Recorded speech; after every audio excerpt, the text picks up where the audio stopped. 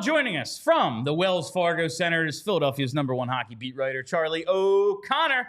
Chuck, that was quite a game out there tonight. Before we get started, your thoughts on the game, any standout comments from the post-game pressers? Bill, I was happy to listen to you guys trash the power play. That would have been fine. I would have listened for a few minutes. Listen. Yeah, exactly.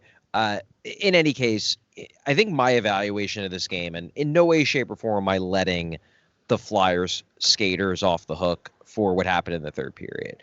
But I really believe the turning point of this game is that goal that Kolsov allows at the end of the second. Because the Flyers played a great second period. They played really well.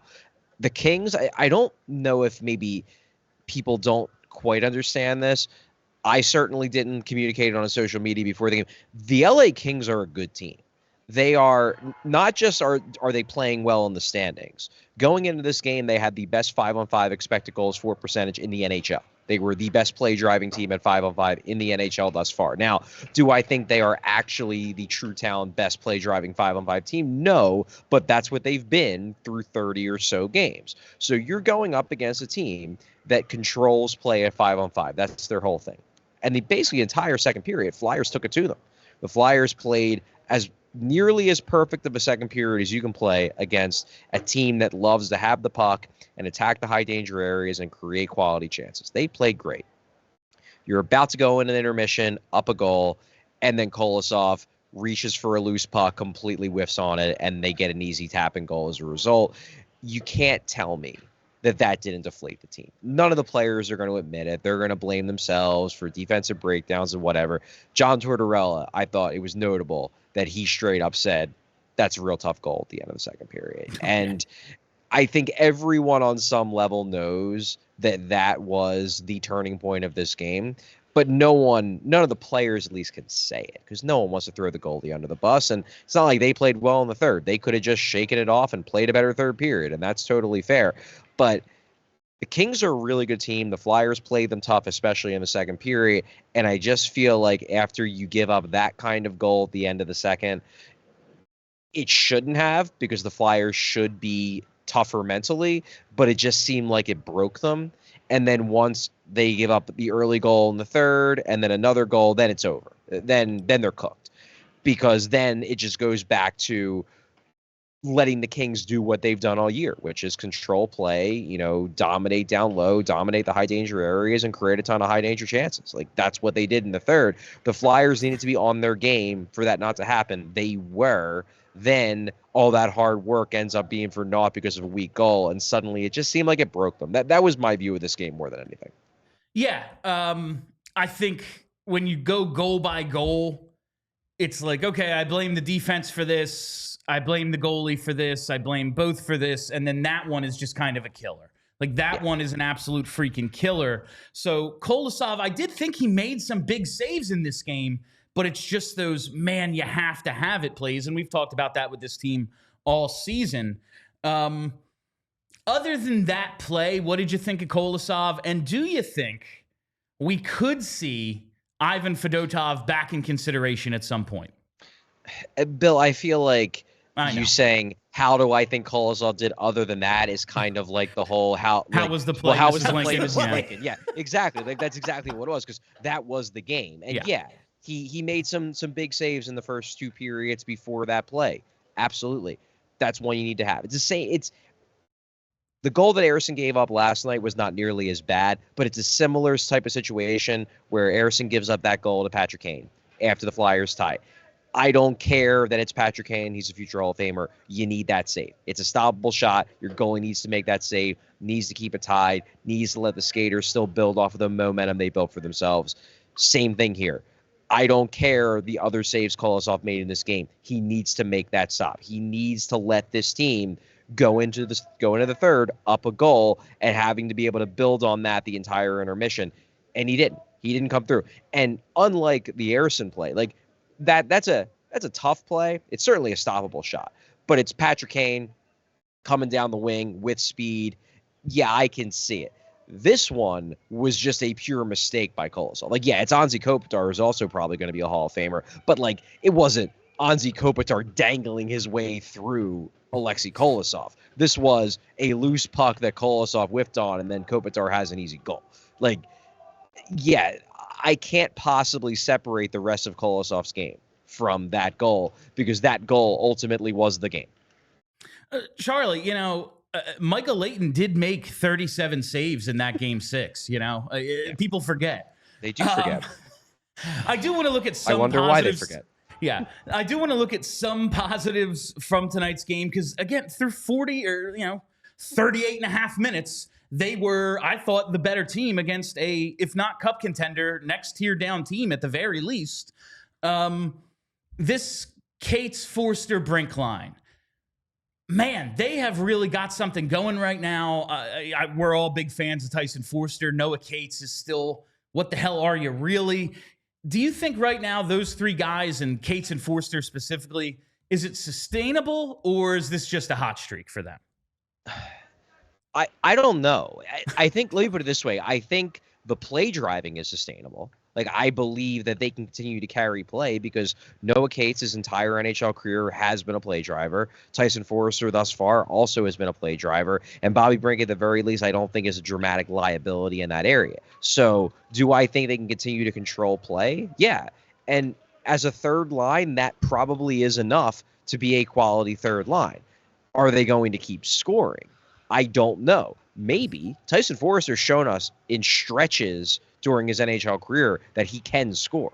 Now, can he score consistently over an 82-game season? Hasn't proven that yet. Same thing with Bobby Brink. Bobby Brink's had hot streaks. Noah Cates has even had one season where he scored a lot of points. Now, granted, it was because they were giving him all the minutes in the world, but he did show that he can score at the NHL level if you give him opportunity. So it's plausible that they could keep scoring, but I'm much more confident they're going to continue to play strong two-way hockey and create chances than I am certain that the scoring is going to continue, because I just don't have enough confidence in any of these guys yet at the NHL level that they can do it consistently. That said, as a third line, it's fine. And it's the kind of third line where, like, I'd love to have a third line like this, that I'm confident is going to drive play, and when they get hot, they're going to chip in with goals. If you had two really good top six lines, it would be a real good third line. Unfortunately, the Flyers don't have two really good top six lines, so they need to lean on a line like this to score more than you probably should lean on a third line. But that's an overarching roster problem more than anything else. I'm happy with this third line. It's not going to last forever. Lines get broken up all the time. That's just what coaches do. That's what NHL teams do. So, like, don't get wedded to it. But I do think it's a trio that, if you were theoretically to keep it together the rest of the season, it would finish with strong underlying metrics, and they'd score their fair share of goals. I just don't know if I can say, like, no, I don't think Tyson Forster is going to keep scoring 2 goals a game. It's a good third line. Is it an elite third line that's going to keep doing this? I'm unconvinced. Now, Charlie, talking on the other side about Matvei Michkov, he's not necessarily going through his strongest patch of play right now, let's say. Anything you think Torts might have up his sleeve as far as maybe getting Mish back on the scoring track? I really hope he doesn't scratch him again. I'm hoping that too. That's kind of what I was alluding to and saying. I just don't want to will it into existence.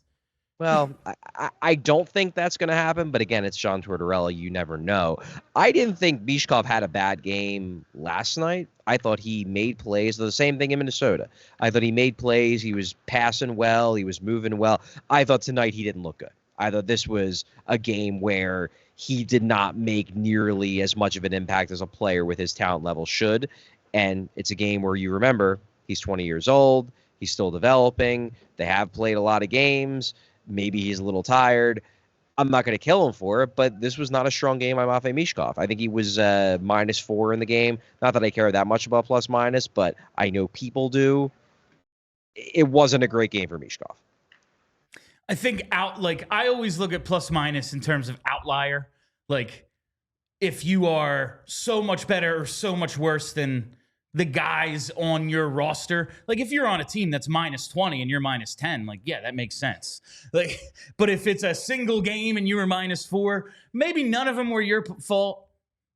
You didn't do anything to stop it, though. Like, you were in a bad position. Like, it was just a rough game for him. He's going through a little bit of a rough patch. It is what it is. It's a little reminder that he's 20 years old. He's a freaking rookie. Charlie, I just want to ask you about a couple individual plays in this one. The first, LA's first goal. Sanheim, he keeps a puck at the line. It gets knocked down, and Drysdale maintains his point rather than retreating to center. I feel like that's kind of been a recurring problem for this team, whether it's a forward covering or the weak side defenseman. Do you see it the same way? Like, this is just a problem that happens for them a lot. They give up some odd man rushes that way. Well, they play a risky style. And when you play the style they play, they're going to give up odd man rushes. Like, it's just going to happen. And John Tortorella has admitted that in the past. His basic response when you bring it up is, that's why we have goalies. You know, sometimes the goalie has to bail out the team when we play a risky style and we're going to give up some transition chances. On that particular play, I think they were both at fault. I think Sanheim's mistake on that play is he just needs to find a way to get the puck deep. You know, he covers the point. He tries to send it back down the boards. He doesn't get it down the boards. You know, that's a physical mistake more than anything, but it's still a mistake. You know, you rim that around, you shoot that a little higher, a little harder, maybe it gets through. Suddenly there's no transition chance. And then on the same side, you have Drysdale. Drysdale needs to be more aware where the second that puck gets stopped, he needs to be checking to see if anybody's drifting behind him, if anybody's pulling a Michkov and cherry picking a little bit. He clearly didn't have the awareness he needed on that play. That said, he wouldn't have needed the awareness if Sanheim would have gotten the puck through and down low. So it was a play where they were both at fault, and Sanheim's mistake wouldn't have mattered if Drysdale would have backed him up, or at least it would have mattered less. And Drysdale's mistake wouldn't have mattered if Sanheim would have made a better play on the puck. So it's one of those plays where you pin it on both. Honestly, it was a defensive pairing failure. All right, and the other, really player I want to ask about, Emil Andrae comes back into the lineup tonight. Broadcast very complimentary of his game, but he makes the big mistake on the second Kopitar goal. He kind of just steps up. I don't know if he underestimated the speed or he got caught in between. I don't know what the hell happened, but he ends up defending nobody, and it leads to like a 2-on-1 down low. They tap it in on a far side pass. What did you think of Andrae overall? Do you think it was enough to stay in the lineup? Where do you think this is going in terms of the defensive rotation? Yeah, I had a lot of people in my mentions acting like it was like the worst game ever from Emil Andrae.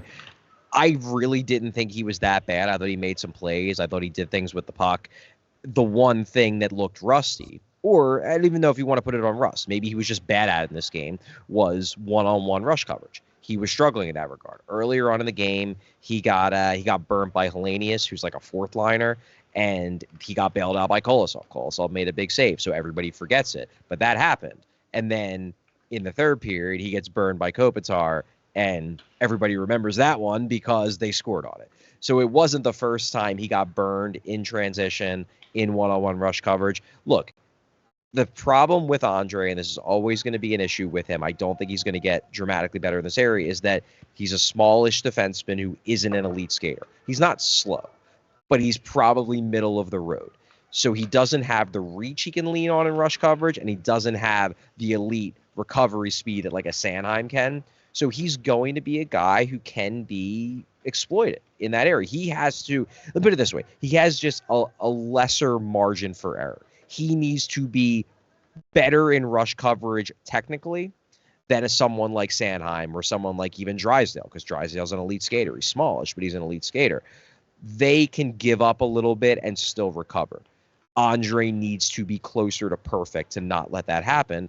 And maybe it was the rust from being out a week. Maybe he just didn't fully have it tonight. But one way or the other, that was a problem in his game. That said, I think he did a lot of other really good things. His underlying metrics at 5-on-5 were really good, aside from that one mistake, or I guess two if you want to talk about the other one that happened earlier in the game. So for me, he should stay in. And these are the kinds of mistakes that you want a guy to work through. Like, I don't think he's going to improve at covering the rush at the NHL level by playing in the AHL against AHLers or even watching up in the press box to watch the speed. I think it's something he just has to do a bunch of times, maybe get burned a few more times, and then get a better understanding of his gaps and just how fast these guys are and how he should react and how he should position himself and whatnot. Like, that should happen at the NHL level. So for me, I wouldn't take him out. I don't think he was terrible. But Tortorella did just bench him for 3 games. So I have no idea what John Tortorella is going to do. I would hate to see him go right back to the press box after getting back into a game. And on that note, Cam York, you think he's coming back anytime soon, or is Tortorella just got his mystery box of whenever it's going to come back going? Well, so we talked to Torts before the game, and I tried to push him on it a little bit because he basically just said, maybe he just needs to clear his head, and I kind of pushed and I said, so is this more of a reset than punitive? And he's just like, well, you guys are trying to make a thing out of it. He's not playing well. He's not playing.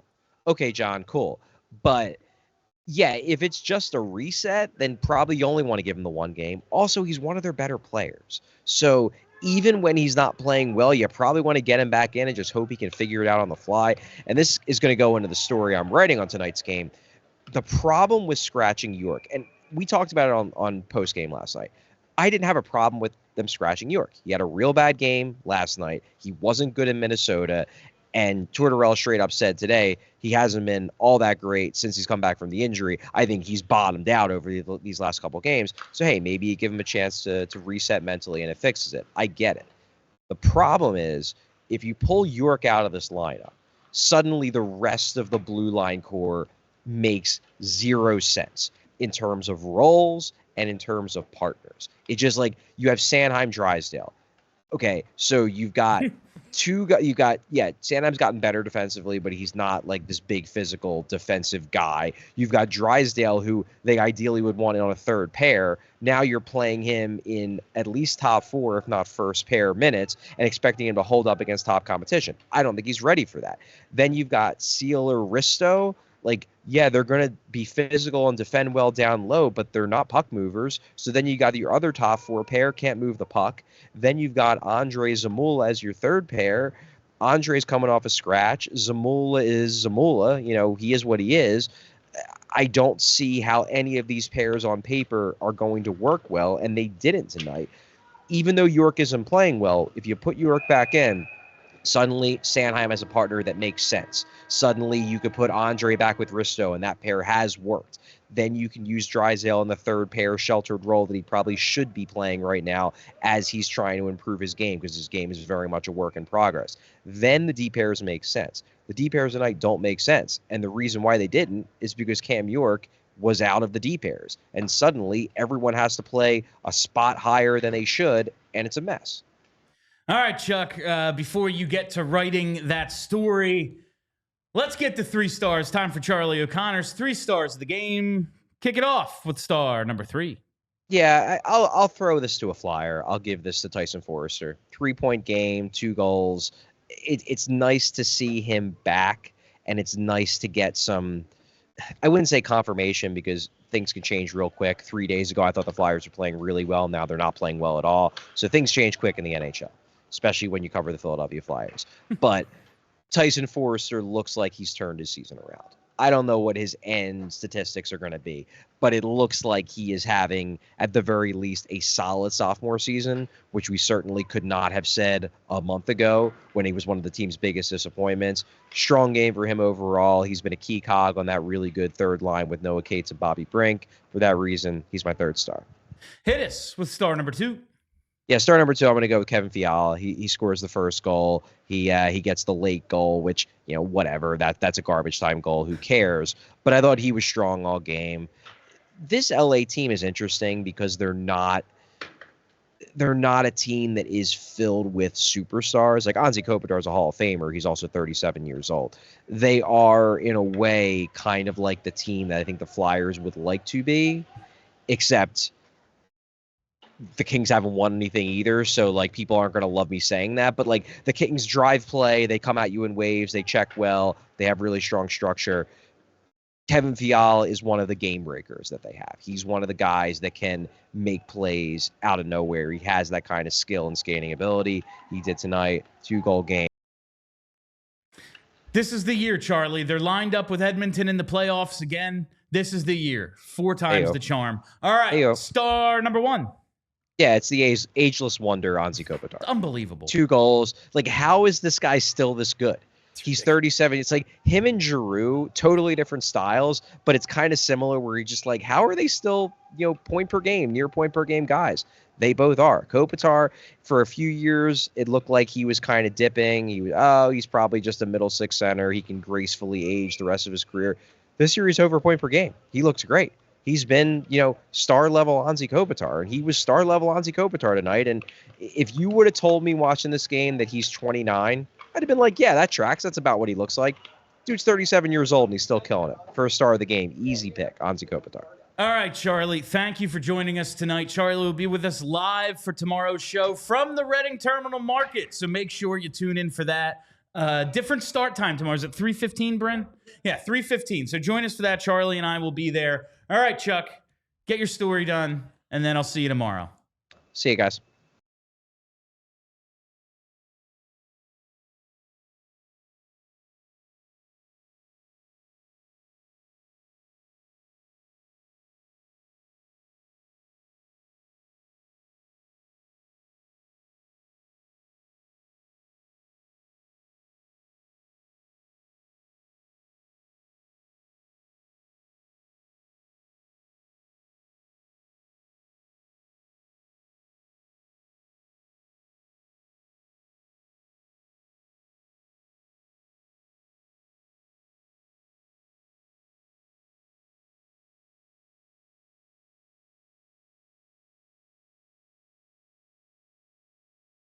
We all silly like the mayor.